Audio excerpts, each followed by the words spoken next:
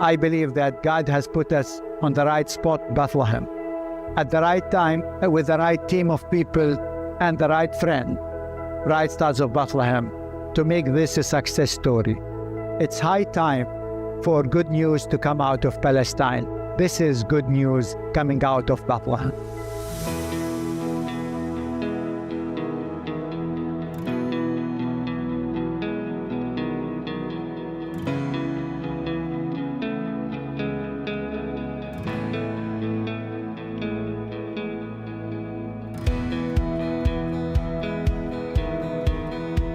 It was in Bethlehem that hope was born. It was Bethlehem today need that hope. Bethlehem gave the world Jesus. It's high time for the world to give Bethlehem a just peace. Bright Stars of Bethlehem has made a lot around here possible. I'm looking out and I'm looking in, and I can see that with your help and your support, what we are doing here is something that is good for young people, good for education, good for the arts, good for culture, and good for humanity and peace in general. And we want every one of you to be part of this adventure that is an ongoing, beautiful adventure. This place is work in progress.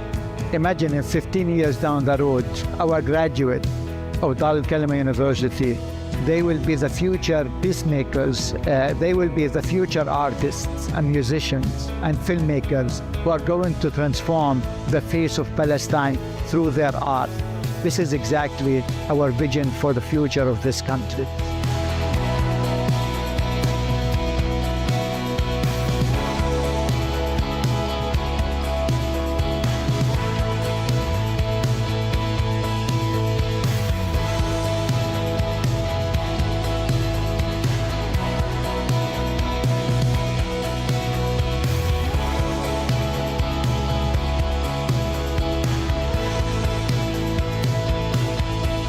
This is the little town of Bethlehem. It's where the whole message of peace first heard. But today it's a city with lots of challenges. It's a city with over 50% of the population are young people under 18 years old. These are children and young people at risk. But it's a city actually that cries for justice, for peace, for hope.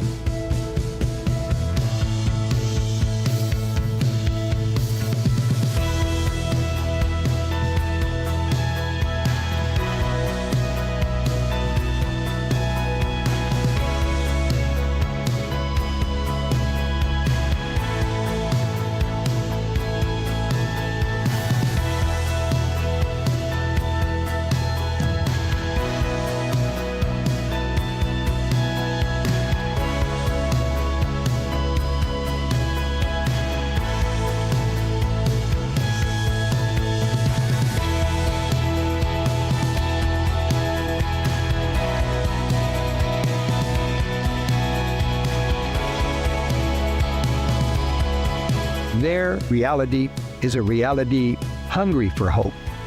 Thoughtful tourism, authentic tourism, is a powerful force for peace, and as we know, there can be no peace without real justice.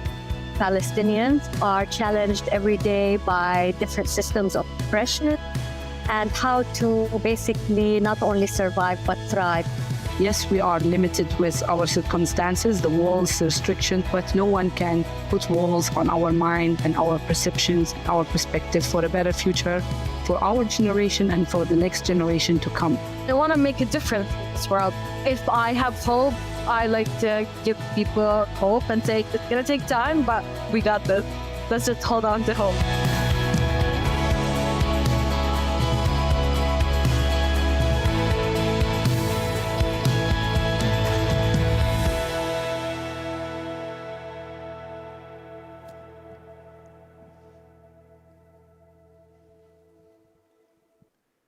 Good evening and welcome to this year's gala in support of Bright Stars of Bethlehem. I thank you so much for joining us this evening, whether you are here at Covenant Presbyterian Church here in Charlotte or at one of the many watch parties across the country or in individual spaces. We welcome you and thank you for your support of this important endeavor. It is my honor to welcome you on behalf of the elders and the congregation and the whole staff here at Covenant in Charlotte. We are proud partners of Bright Stars and the important work that is going on in Bethlehem. We will begin our evening tonight with a word of prayer. As we approach God in prayer, we're also going to take a moment in silence where we remember those who have been slaughtered in Gaza, as well as many other senseless deaths across our globe. Will you please join me in prayer?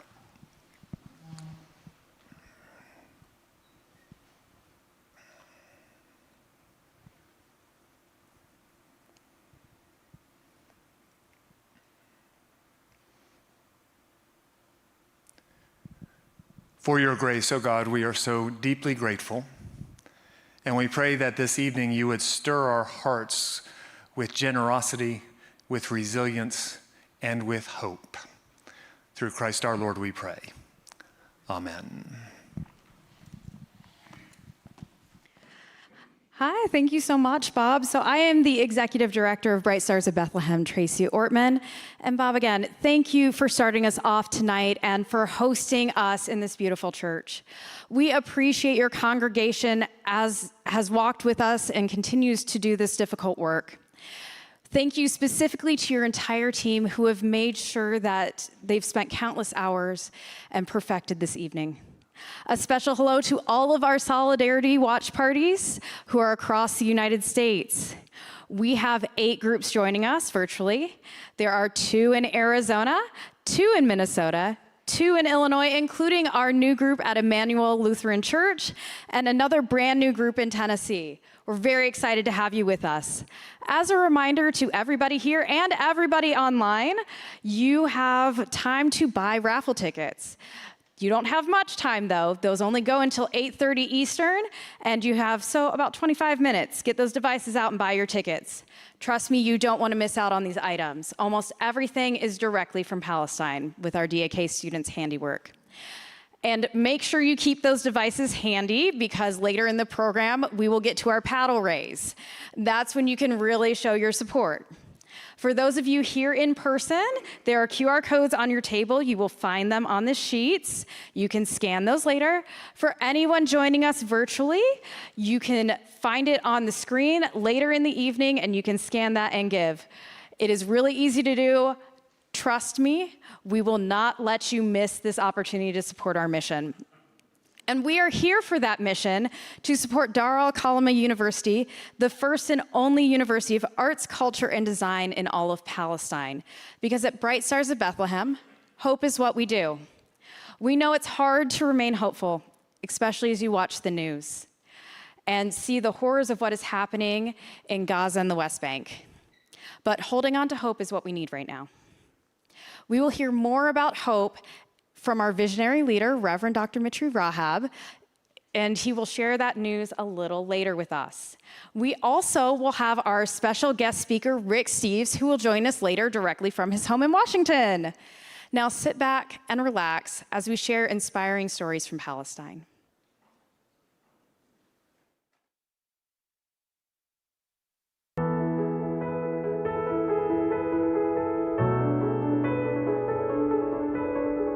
Palestinians, especially young Palestinians, are too smart, and the country is too small.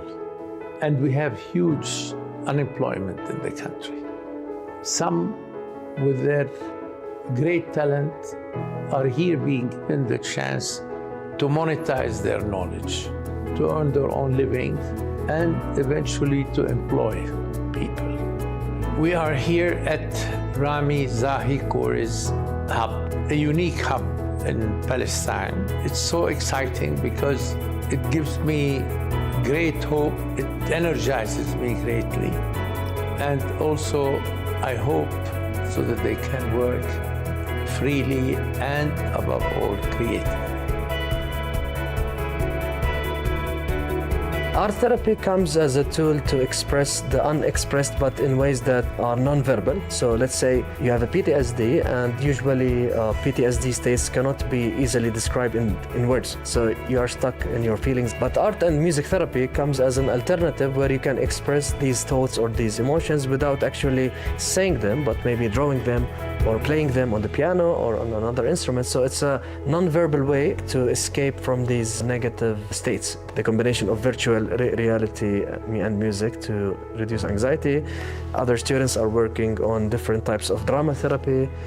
Another student is working on mandala, combining mandala and music therapy to reduce specific depression. I teach 3D design, and I focus on growing character in students and in fashion design as well. I'm studying MA, Masters, also at the al-Kalima University in art therapy. Practicing the art therapy at the university while teaching, the war in Gaza also affects us. Students have a lot of effect on their psychological well-being. As teaching, we need to focus on them to be healed, or at least to make them have a nice journey and relax during these difficult situations. The university gives the student a chance to express themselves, their character, their personality, to be creative without any boundaries. Tourism in Bethlehem is the major field because about 70% of the economy in Bethlehem depends on tourism. The al-Kalima is focusing on art and culture, so the culture is very important. We have to focus on the culture tourism.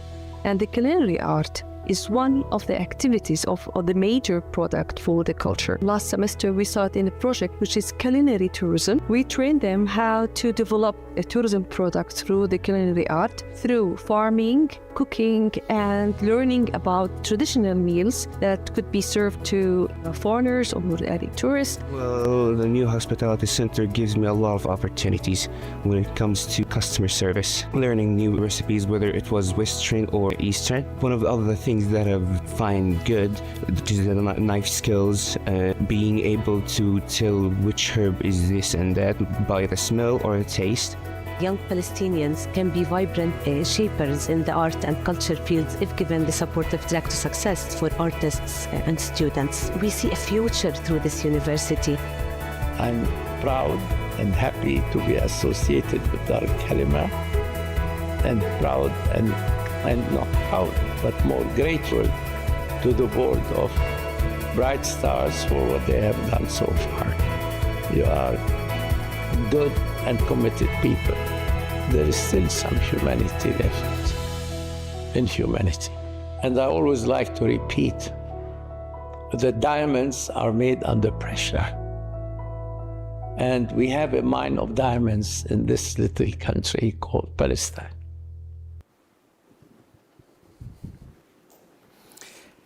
Good evening. It's great to be with you this evening here at Covenant.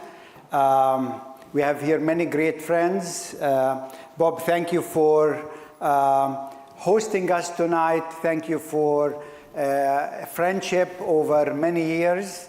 It's great to be back here in this space and to see so many friends who came from near and far.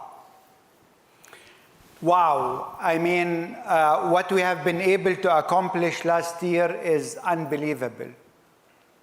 In a normal situation, this would have been a major achievement. But to do it in Palestine, under such circumstances, actually is nothing but a miracle. It is really a miracle to be able to inaugurate this entrepreneurship and innovation hub, meaning we don't want our students to sit there waiting for somebody to hire them, but we want them actually to develop their own business ideas and then to do them so that they have not only income, but they can also employ others. And you saw the Hospitality Educational Center. I mean, a state-of-the-art building, nothing like that is in Palestine. And we can't wait to have all of you be there and to see it, to taste the food, and just to have the ambiance of that place work on you. This is the vision. But we come also from a very difficult reality. Gaza is in the news all the time. Now, over 700 days, actually, we witness there a genocide as we speak. When you think of Gaza, I think you see those pictures of Gaza being wiped out. This picture, what you see up there, this is how Gaza used to look like 2 years ago, and the picture down is how it looks now. Israel just erased Gaza. Everything. Now, this is something you see in the news sometimes, not always here in the States. But for me, when I think of Gaza, I think of our staff. We have 36 people on staff living in Gaza, living this genocide day after day. You hear about the starvation in Gaza. You know, when I talk to our staff, for now over 700 days, they did not have any meat or chicken. For 700 days, they didn't have any fresh fruit or fresh vegetables. If they can get some food, it's really from cans they get. And on daily basis, we see kids actually dying from starvation. This actually at a time when there are over 2,000 trucks loaded with food, waiting just on the outside of Gaza to be allowed in by Israel, and Israel is not allowing them in because Israel is using starvation as a weapon. When you see this destruction, it's not only the buildings, it's not only the stones. You know, our whole cultural heritage actually is what Israel wants to erase. Imagine a 1,200 years old mosque that was built actually before the time of the Crusaders, destroyed. Imagine of all the old buildings here on the East Coast, when the first settlers came, if all of this, what you are proud of, is gone. It's as if you were not there, as if you don't have any history, if you don't have any culture. This is actually what is being done in Gaza these days. But it's not only that. Israel has destroyed all 14 universities operating in Gaza and over 70% of all schools. Imagine now kids, your kids, we have here 2 kids, who imagine them being without school for over 2 years. What this does to young people. Among the 14 universities that were destroyed, al-Kalima campus in Gaza was destroyed as well, actually during Holy Week last year, over a year ago. This was a place actually full with culture. Every week we had a cultural event. Every month we had art exhibition. We have all these young, creative artists from Gaza doing great art. Think all the artwork also destroyed. We had over 200 pieces of art at our campus when Israel bombed it. It's not only the building, it's this artwork that our students and our teachers did, they were proud of. That's part of them. It's gone. And many people maybe are not aware that there is also a small Christian community in Gaza. They used to be like 1,400, now they are down to around 600 only.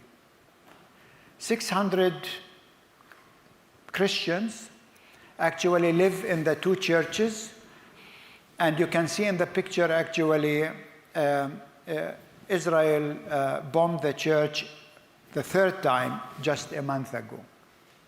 And several people were killed, many were injured. What we are experiencing in Gaza with the Christian community there, this decade will be the last decade where with Christians in Gaza. Christianity will be extinct from Gaza in this decade. For us, this is very tough because Gaza used to be one of the major mission hubs in Palestine.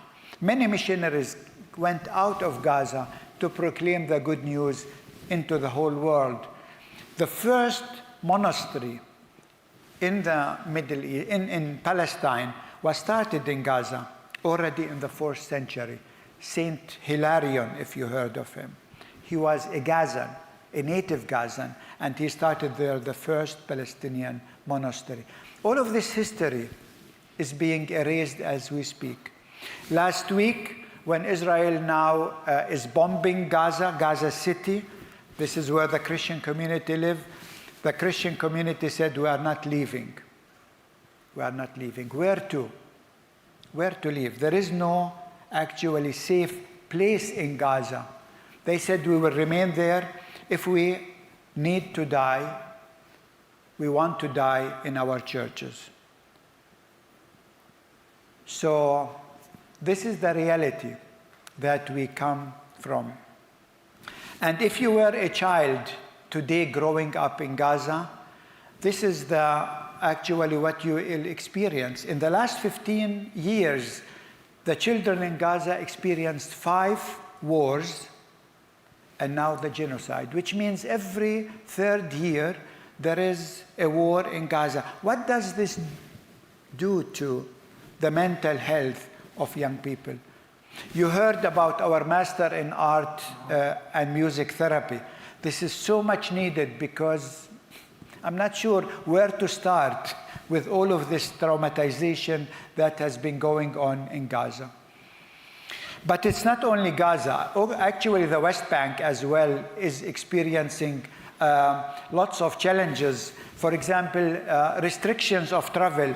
Bethlehem has 56 checkpoints around our city. So we cannot leave Bethlehem without going through one of these checkpoints where you have to stand and to wait for sometimes an hour for the Israeli military just to get you out. So a 10 minutes drive can take now 4 or 5 hours. And with no tourism coming to Bethlehem, you can imagine the dire economic situation. Hotels are empty, restaurants are empty, souvenir shops are empty, and this on the top of that many actually Palestinians cannot go anymore to work in Jerusalem or in Israel. And last but not least, we see how the Bible is being weaponized against us. You know, you hear all the time about the promised land, the chosen people, and now even doing genocide in the name of God, which you can see by Netanyahu calling us the Amalekite, and that God is calling actually the Israelite to get rid and kill all the Amalekites, man, woman, children, young, old. And this is why, as a theologian, one of the most important work is we need actually to make sure that the Bible will continue to be good news. It's not bad news. It's not a call for genocide. It's a call for hope. It's a call for justice. It's a call for peace. And this is why my last book that came out just 2 weeks ago is called Theology After Gaza. We need to make sure really that the Bible will not be weaponized for political reasons, but the Bible will continue to be the good news, not for one group, because God is not tribal, but for all group, because we know Christ came for the whole world and not just for one tribe. At this moment, I would like to welcome a good friend of us, Rick Steve, who is on the West Coast, and he's joining us from there. Rick, so good to see you here with us virtually this evening.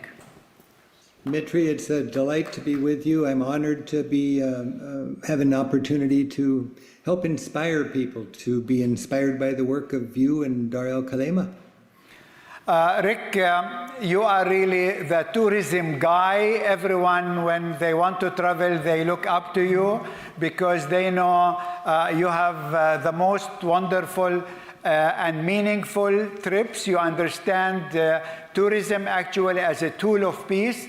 And you have been to Bethlehem. We met there many years ago. Since then, you became passionate about Palestine and about Bethlehem. So last year, you were ready to sponsor our project, Palestine is my Valentine. Thank you for that. And we had a great success in that, and I think that's just exposing people to the good work that Dar al-Kalima is doing. And for me, I've had the advantage of traveling to the Holy Land, of walking through the Holy Land with inspiring people like you. And it just underlines the importance of us focusing on the humanity of Palestine. And, I was thinking as I was preparing to talk a few minutes today with this gathering, of what travel is for me, and it's kind of a Hajj. I think that's how you say the Muslim concept of the pilgrimage to Mecca.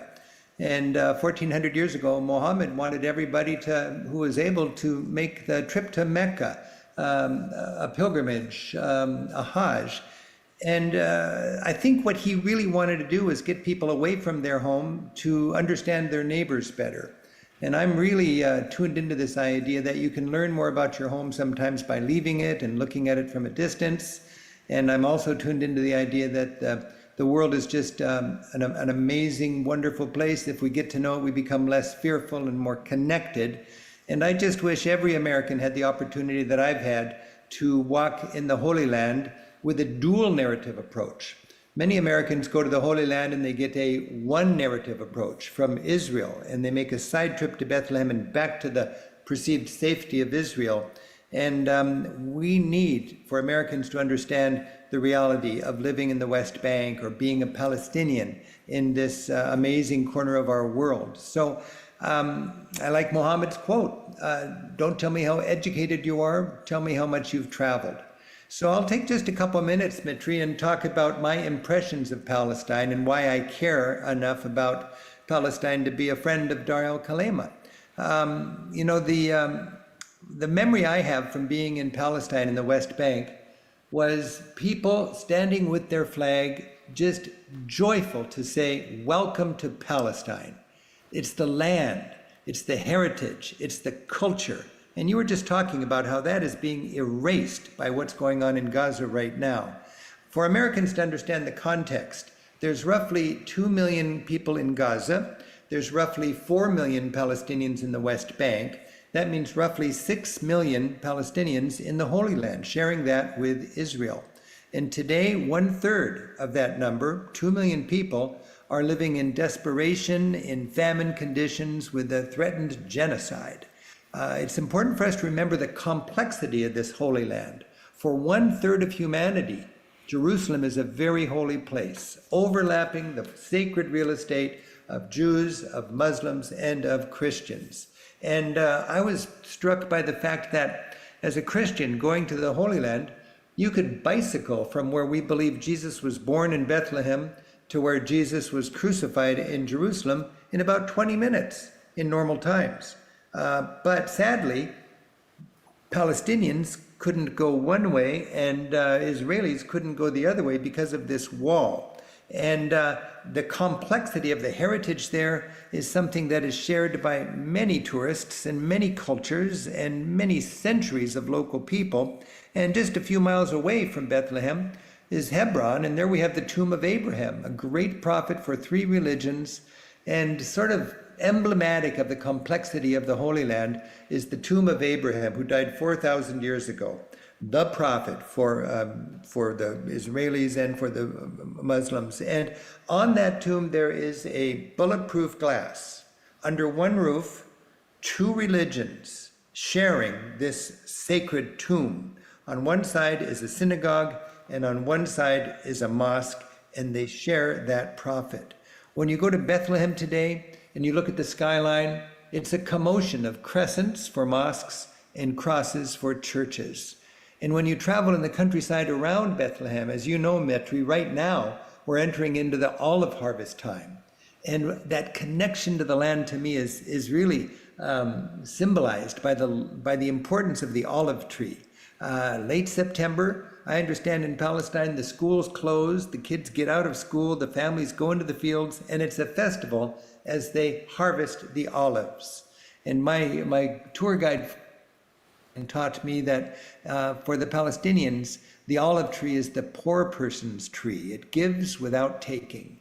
And it's been growing on what they call the biblical terraces, terraced 2,000 years ago. So the land can be planted and harvested. It's such a joyful time.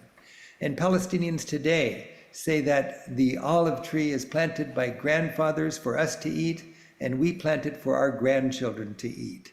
This is a good example of how the land is so beloved, and it represents both the past and the future. And I'll never forget dropping in on a community olive press as all these proud and happy families were bringing their freshly harvested olives in. They were being pressed, and this golden oil was pouring out, and it was a festival of life. That's the potential of the Holy Land. And today we've got this harsh reality.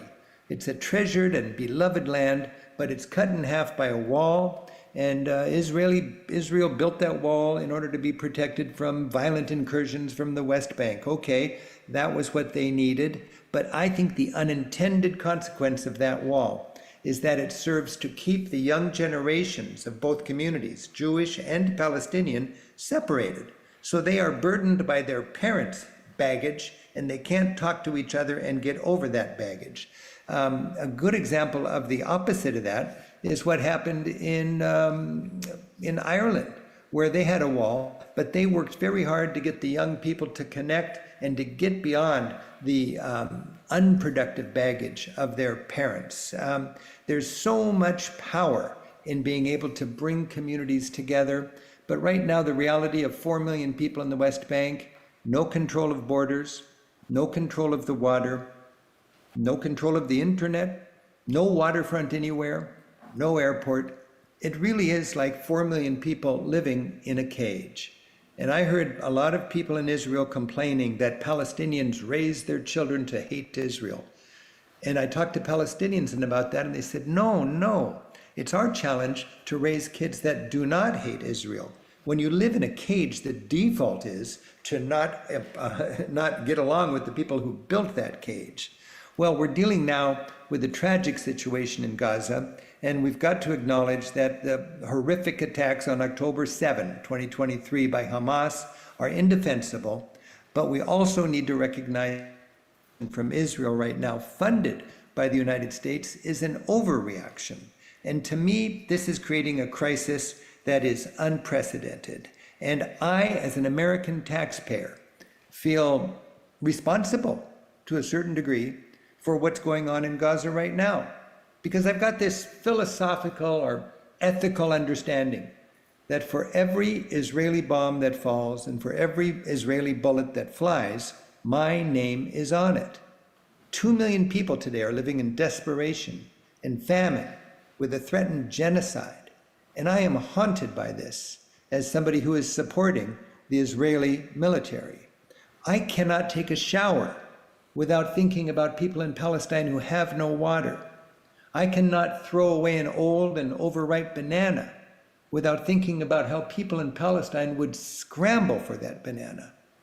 I cannot enjoy a peaceful, quiet night without waking up and thinking about what would the reality be if I was running from the bombs and sleeping under tarps and not knowing where I'd be tomorrow.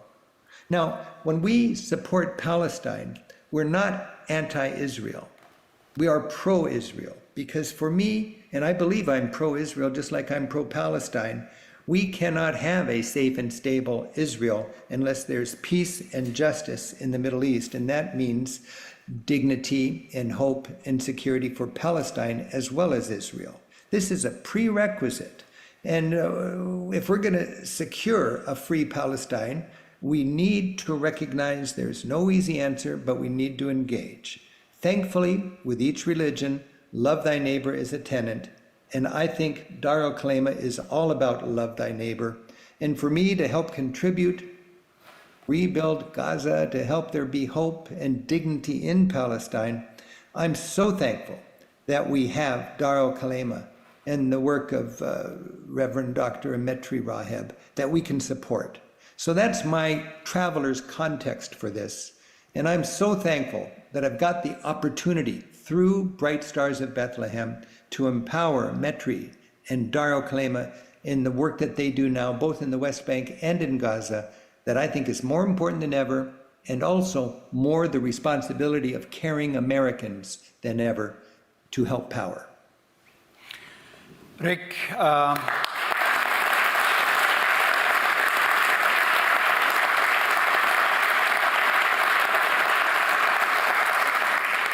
Rick, thank you for these words. Indeed, love your neighbor is really what Dar al-Kalima is all about. You know, this 2 days ago, the United Nations General Assembly met and overwhelmingly actually recognized the state of Palestine. Unfortunately, only 10 countries voted against that. Israel is one, and guess who's the other one? You know. It's indeed, there is so much work to be done here in the U.S. in terms of awareness, because the U.S. Actually maybe is the only country who has leverage to help solve the problem, to end this genocide, to end the occupation, and unfortunately they are hesitant. But thanks God that we have people like you who continue to speak up, who continue to do awareness, and especially continue to take people to visit there. And I hope next year, not in Jerusalem, next year in Bethlehem, we will have you with groups coming to be at our new Hospitality Educational Center, and not only to run where Jesus walked, which most of the tours do.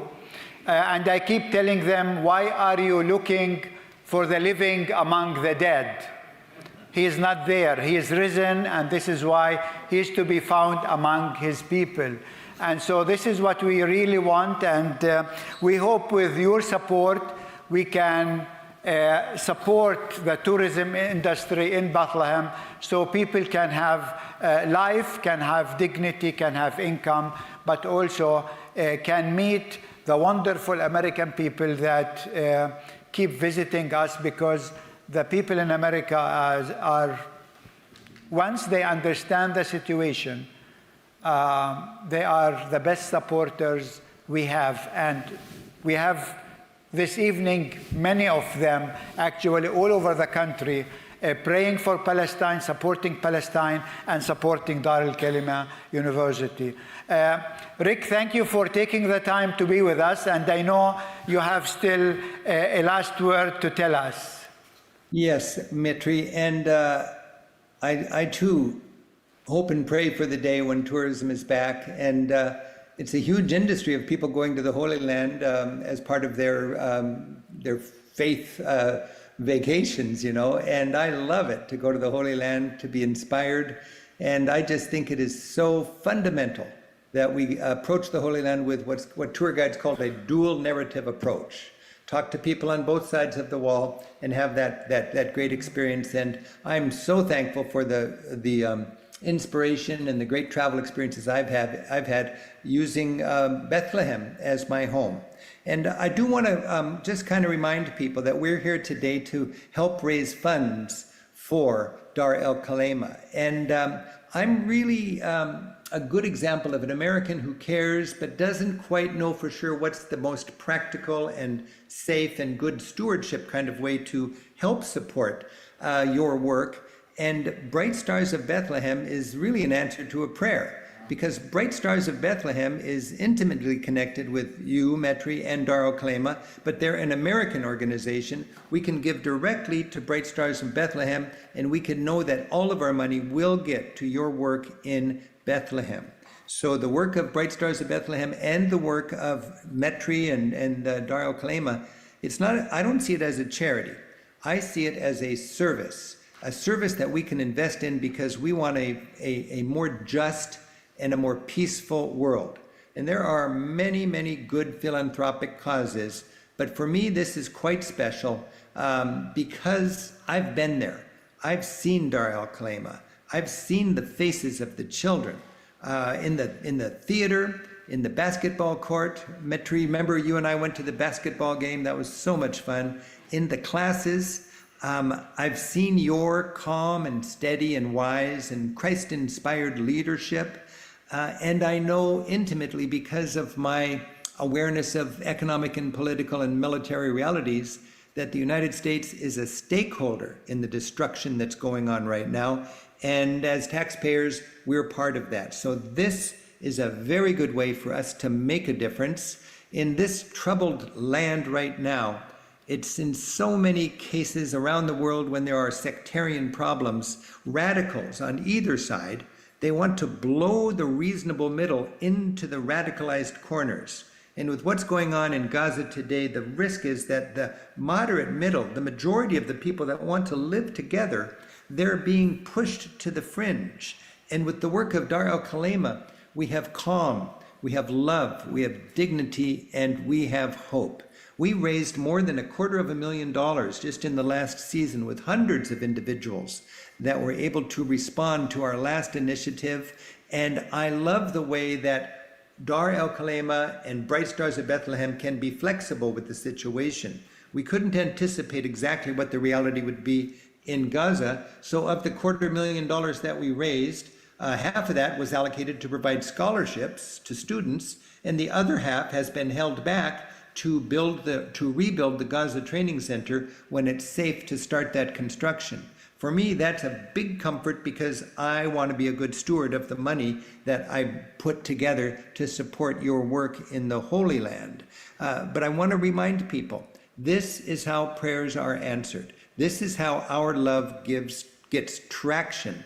And this is an investment, a practical investment in a peaceful and a stable future for the Holy Land and a way to build tomorrow's leaders in Palestine. And when we think of the great religions that share this area, Jewish, Muslim, and Christian, we've got to remember that if you believe in a God, and all of us in these religions do, then all of us are children of that Heavenly Father, and that makes all of us neighbors. And when we help each other, we're helping the family. When we help each other, we're helping our neighbors. And if you believe in a God, there's nothing about proximity that relates to love your neighbor. Suffering, hunger, fear, need, dignity, joy, love, they're just as real across the sea as they are across the street. And if we want to get some extra bang for our buck, our philanthropic buck right now, to be able to channel that money, that support, those contributions to the Holy Land, to Palestine, to Gaza, there's no better place to put our money. So I'm just so thankful, Mitri, to be able to contribute to your work and your school. We're bringing hope and we're bringing dignity. And when we look at the faces of the students that you work with, we can see the face of God, and we can feel good because we're all children of that Heavenly Father and we're all on the same team. So I hope everybody here is inspired to dig deep. I'm going to, for sure. And we want to help Dar al-Kalima be able to do its work. Thanks again to Mitri's work and to all the good people at Bright Stars of Bethlehem and the people watching right now. Thank you, Rick, for being such a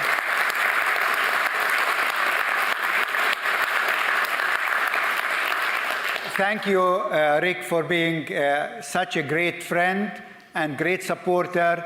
And in the name of our students and teachers, I would like to thank you for all what you do, not only for Palestine, but for the whole world. Thank you. God willing, I will see you soon in Bethlehem, Mitri. Next year in Bethlehem.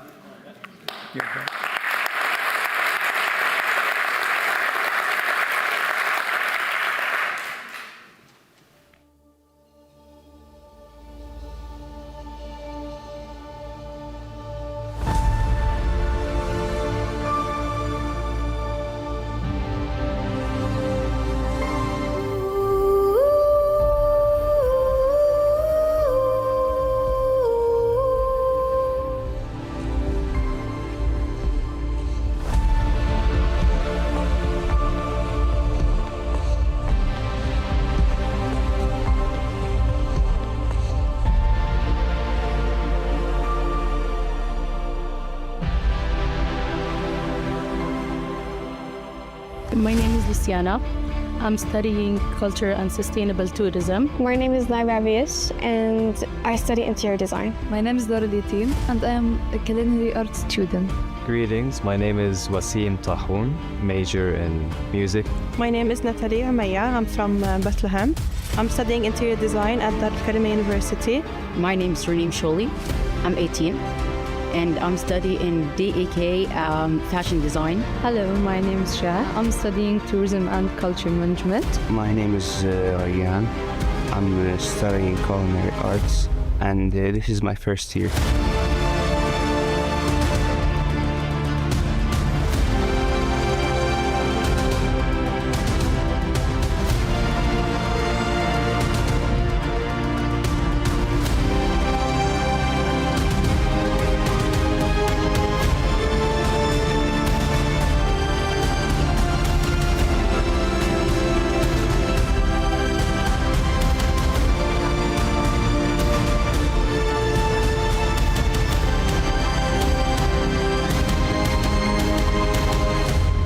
Art as resistance has always been there. The use of art in resistance is a very deep subject that has been going for decades in history here in Palestine, and there is always forms of art in cinema, drawing, music, and songs. That's a form of resistance in art. I know a lot of aspects about design and how to create and be creative, and I think that sticks to the mind and my heart. You should do your dream. Even if there's an occupation, even if there's a lot of restrictions, you should do what you want and what you love. To become a successful chef, because my goal is to master different cuisines and one day open my own restaurant. I will make my family proud of me. So I want to share our story, our culture. Everything here in Bethlehem is special. We have a story, and I really love being a Palestinian. I want to share it and to share my country's name. I want to create a story for my life, not just live.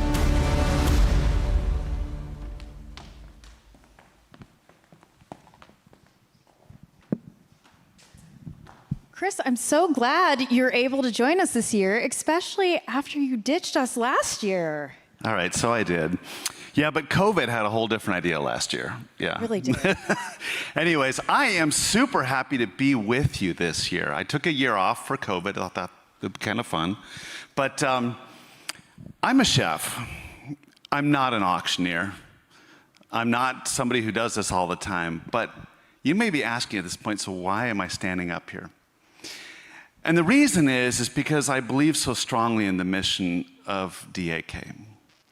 I've been there. I have worked with the chefs. I have cooked with the students. I've eaten their food. I've shared their culture. I've looked into their eyes and seen hope, which is so powerful. I even am getting WhatsApps on my phone now from one of the students who's about to graduate, and he's like, hey, Could you help me maybe go somewhere and work? So it goes on. But you know, I have seen hope firsthand there. And I hope many of you get to do that someday. But the one thing I haven't seen is that restaurant. It wasn't done when I was there last time, but you saw it. I did. And? I saw it in March. Okay, now I need you to do this with me. Yeah. Okay, picture I'm ready to it. go. Yeah. Okay. Beautiful 360-degree glass dome that looks out over the region. Stunning, especially when stars come out at night. And the most amazing food you will ever eat. Very important. You won't eat for days when you come back because it's so good and so much food. I would expect nothing less than that, because when I ate there, I think I put a few pounds on. Yeah, for sure. Some of you may not know, but I was in culinary education for 20 years. And I have seen firsthand the power of education. I have seen lives changed in front of me. I know that education is hope, and hope is the future. Today we need more hope than ever, as you've seen. And tonight, we need you. We need you in this room. We need you who are joining us virtually to fuel that hope. Every one of you. So tonight, we're going to get started with our paddle raise in just a minute, but I don't want you to think about dollars. I want you to think about the privilege of being able to give hope, because that's why we're here. But first, before we get going, and we're going to need some energy in this room, before we get going, some details. Go. I've got them for you, Chris. So Mitri has done the hard work for us. He set the vision, he set the path, and he's got more resilience than all of us combined. Now it's our turn. We get the easy part, which is to raise the dollars. Okay, we're gonna get started. Hey! Yeah, there we go. Now remember what I said earlier to everybody, including those at home. Get your device handy. Get them out. You'll need them in a minute. Okay, everybody got them out?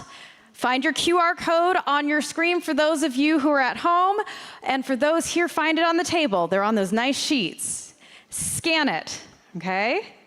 Everybody got it? I see some good scanning happening. Yes. Okay. The key is when we get to the level that you want to support, you just type in your details, you press that button, and you give. Give big, okay? It's really that simple. All right, are we ready to start? Yes, yes. Oh, by the way, those of you joining in the parties, around the country, please, you can clap right along with us. And those of you who are at home, just go ahead. You can clap with us. That would be really great. We'll feel that love. All right, we have a bunch of levels that we're going to talk about. But before we get going, can we just talk a little bit about where we are in terms of what we've raised so far? I think we can. So we had a lot of people who gave before we even got started. We have a lot of generous donors. We've raised a lot. Last time I checked, we were well over $212,000. But I haven't seen that thermometer recently. I think we'll see it in a minute. I'm sure we will. 212. Our goal tonight, ready for this, is 385. So we're gonna need some love here. All right? We're gonna need some love here. Good. All right. Our first level tonight is the $20,000 level. This is the love level. And love's a really important word. We've used it a lot tonight. I need a couple people right now in this room joining us virtually around the country. If you can do this, this will move us substantially towards that goal of 385. Right now, that's going to give us a big jump. If you find that ability, if you can do that, now is the time we need that. And we have had two people who have already donated at that. We have two couples, one from California and one from Massachusetts, who have already decided to do that. So please think about that. By the way, what does 20,000 get you? 20,000 can support a teacher or a staff member for a year. We know that for these students to keep getting the amazing education they have, they need the support of the staff. Yep. Dig deep. Help us support that Dig staff. deep, please, please, please. All right. So next, we're going to move to the $15,000 level. $15,000. Now, this is the faith level. $15,000. Now, $15,000. We already have one person who's given at $15,000, but we need, this is where we need those donations right now, because those sort of bigger numbers, and I know those sound like a lot of money, but those bigger numbers are going to help to move us towards that goal of 385, because this is all about hope. How's that doing over there? You know what? I think we needed some inspiration is what we were hearing. Yes. Our goal is sitting at about 212 right now. We know that you can dig deep and give now. Let's go, please. Okay, that's great. Yeah. Little energy in this room would be fantastic. To those people. Think about what that 15,000 is going to do. Think about those young people who rely on us to give them the funds to be able to have DAK fulfill that mission that they do. Please. All right, let's go on. Next level, $10,000. This is the inspiration level, $10,000. But please, I just want to throw this out there because it's really important. For everybody in this room, for those of you who are joining us online, you know, if we're at the $10,000 level and you're like, oh man, I wanted to do 20,000, but it went past already. We'll take that 20,000 anytime you want to put it in there. And in fact, if you're like, oh, what the heck, let's just do 30, that would be really welcomed also. So the point of the matter is we will take any money anytime. So even now, if you're like, this is what I think I want to do, don't wait. Just start putting it in there, please, so we can track it and it hits our thermometer. Okay? Cool? Cool? Yes? Come on. Hey, there we go. Come on. Think of the difference you're going to make.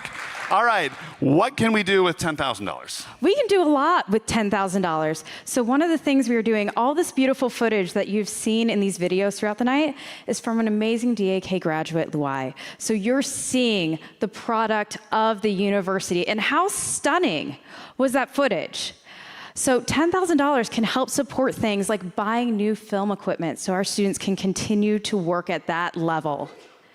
We have students going to the Cannes Film Festival. This is important. You can support this work. Wasn't that a great video before? Think about that. You can help support that. All right. So we have right now 2 gifts at the level of 10,000. One couple from Arizona, one couple from Kansas. So whoever you are, thank you. And I mean, Tracy has been working around the clock to get this all done, so she deserves a lot of credit here. Last night, she got a phone call at 10:30 at night, like you do. You do. Around the gala, you get calls all kinds of times. And it was a great call. Let me tell you, when I was surprised, I was really surprised. We had a donor who said, you know, I'm a loyal supporter. I've been a little sick, haven't been able to get my check in the mail. And I wanted to call you to make sure you could count this in your total tomorrow night. I'm mailing a check to you for $10,000. Yeah. Yeah, that's what I said. I almost fell over in my hotel room. That was an amazing surprise, and we hope a lot of you will surprise us tonight. If anybody wants to donate late tonight, I will give you Tracy's cell number. I'll answer. All right, $10,000. So please, if this is a number that you can do, if this is a number that you can do online at those watch parties, please, this is the time we need a few of those. Please go ahead and be generous. I think Rick said it really well. We need people to really step up and be generous tonight. Tonight is that night. Okay, $5,000 level is next. And this is the resilience level, resilience. And we already have 4 donors. Think about that. That's 20,000. That helps. That helps a lot. What does 5,000 do? 5,000 will basically is the equivalent of just about 1 tuition for 1 student. So think about if you were to give $5,000 right now, what could that do? Have you looked into the eyes of a student whose life is truly being changed? Because it's not the same as somebody kind of, going to college here. It's different. When you're there, it's different. You are giving a future in a place that needs hope and future. Think about that 5,000, please. And we can give a little round of applause and get going. Yeah. Energy. Come on. If you are joining us online, please be clapping. All right. Perseverance level, $2,500. Okay, before we go any farther, yes, we have some really amazing news that I am very excited to share. Okay, so at this level, we have matching funds of nearly $60,000 from several supporters. They've been dedicated supporters for years, including the John J. and Frank Sparaccio Foundation, and David and Lisa McCarty, and then Covenant Presbyterian, where we are hosted tonight. Again, that's $60,000 in matching funds that'll match donations dollar for dollar. Okay, so what that basically means is if you give $2,500 right now, grab your phones, come on, this is the time. If you're going to give $2,500 right now, that becomes $5,000. Got it? Yeah. There we go. I want you to recognize how good my math skills are. Okay. So think about what that $2,500 can do. We already have 3 people ahead of time who have donated at that $2,500 perseverance level. I can see that. I can't read it. Yeah, and while we're waiting for people to use those thumbs, you can fill out those forms. But the thermometer has risen. We are up to $246,000. Come on, guys. Think about that. We are well on our way.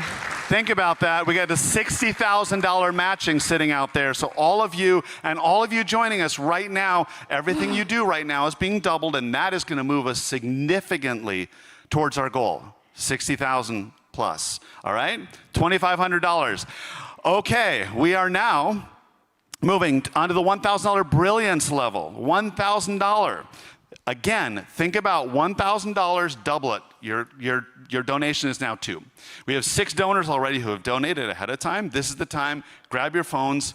This is it right now. Please think about, can you join us at the $1,000 level? Because that makes a huge, huge difference.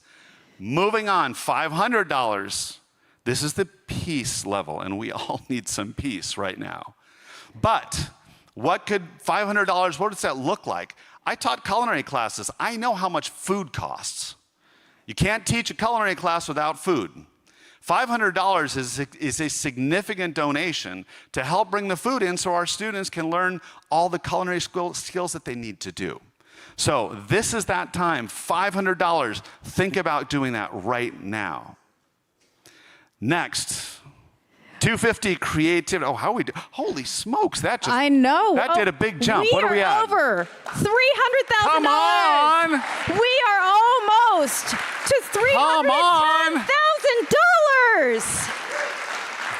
We're getting so close. This is the time when every one of these is going to do this, and we're going to get there. I see people grabbing your phones. Thank you. We have shining stars out there who are making a difference. All right, $250 is our next level. This is the creativity level.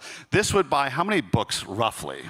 At least 10 books for the library. Perfect. All right, $250. Can you do that? By the way, the matching is still going on. That's a $500. Got it? We've been through this. All right, good. All right, our last level tonight is $100, and this is the hope level. Now, I just want to ask everybody, do me a favor. Take your phones out right now. Everybody take your phones out. Everybody joining us online, take your phone out.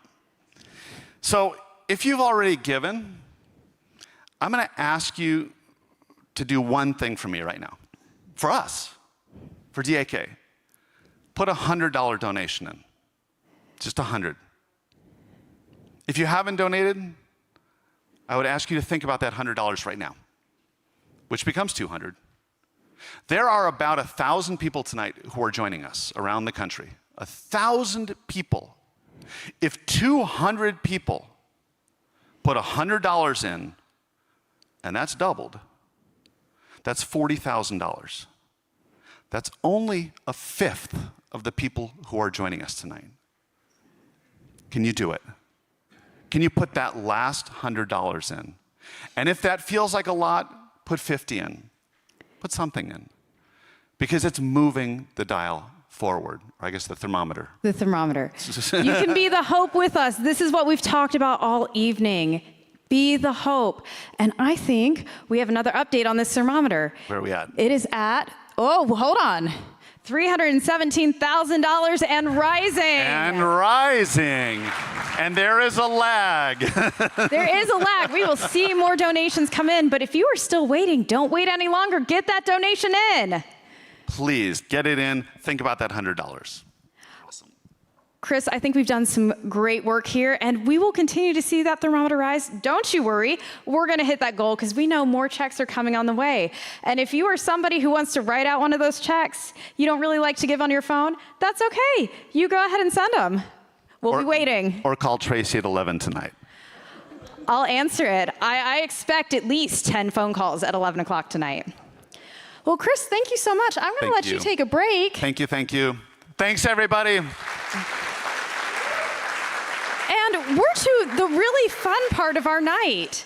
So I would like to invite Andrew Watts, our board chair and president, and Linda Edens, our board vice chair, up to the stage so we can get to this fun part, which is announcing the raffle winners. We know you've all been waiting for this.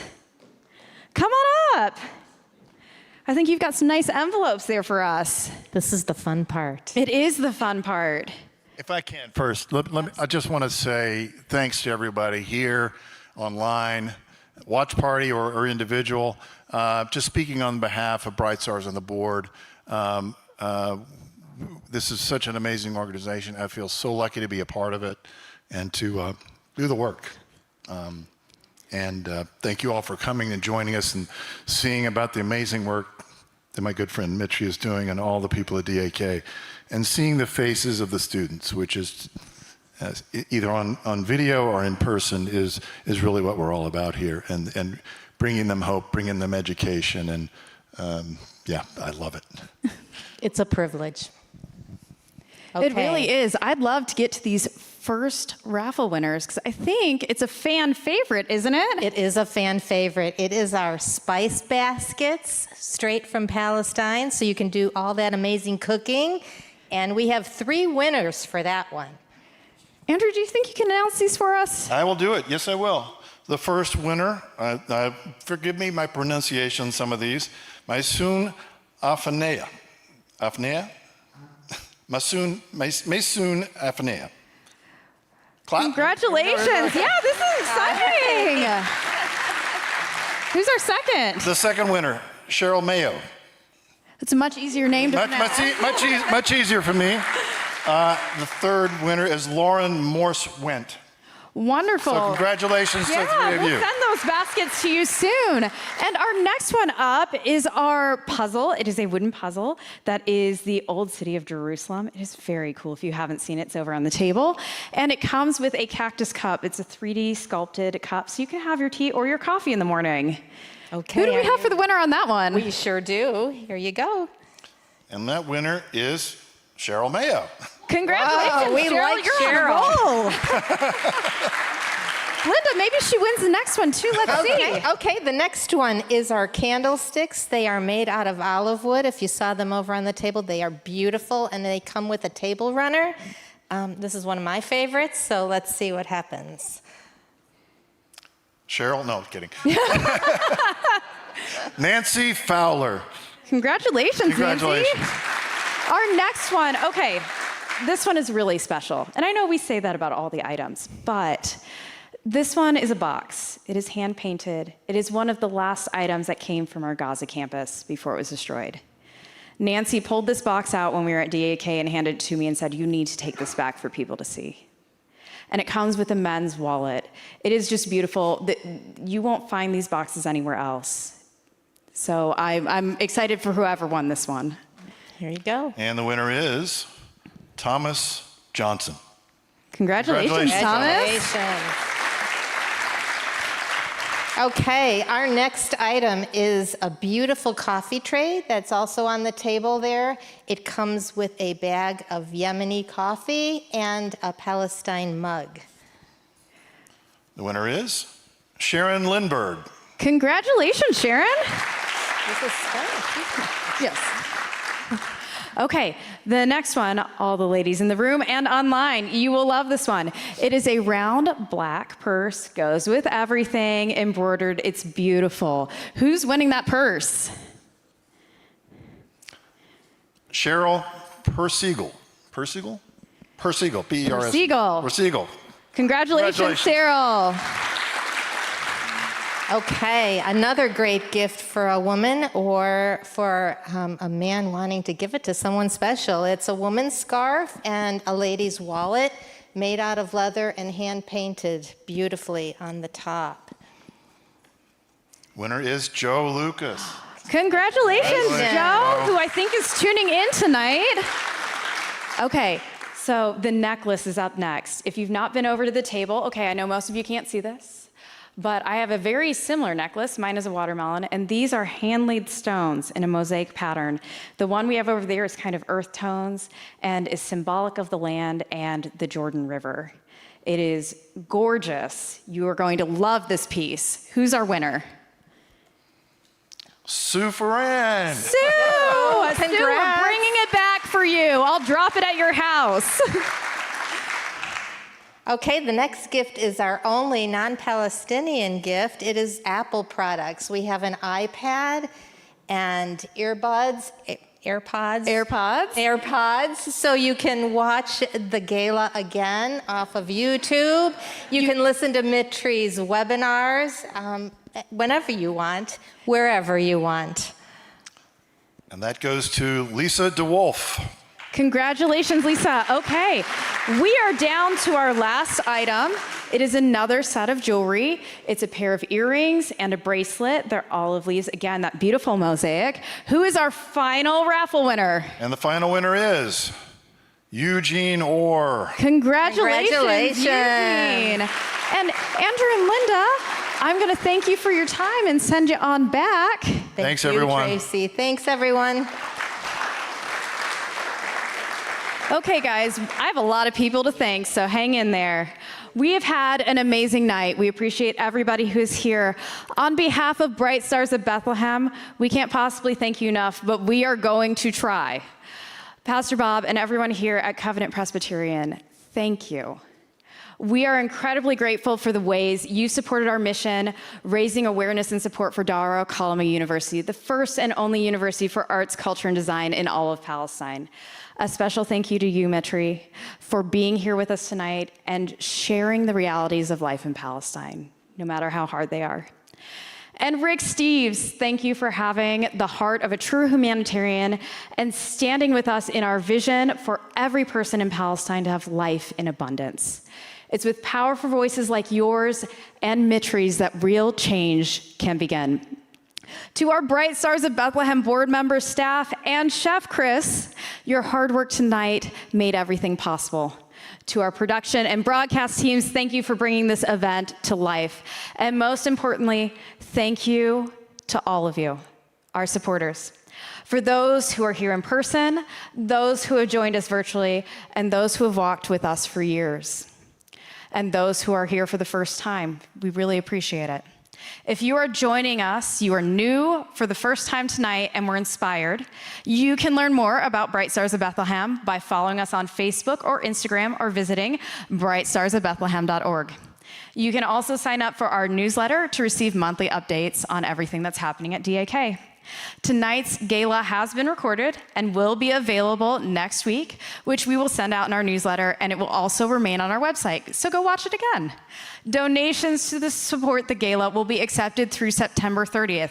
I told you that thermometer is going to rise. We're going to keep going, so get excited when we come back to announce the total with you. We'll announce it well after we end tonight. And thank you so much for being with us here. And as always, hope is what we do. Have a wonderful evening and good night.